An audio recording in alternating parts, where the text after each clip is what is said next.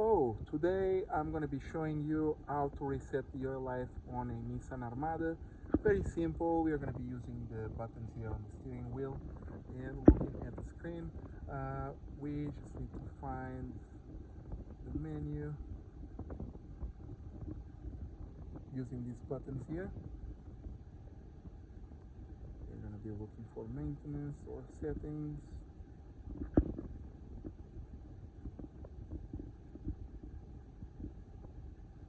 And we go to our settings menu, still basically just using these arrows. Then you scroll down to maintenance where you push OK.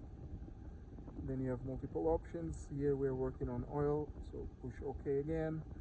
It will show you this screen. To reset it, you push here, reset, and yes, simple as that. You have your oil life reset on your vehicle.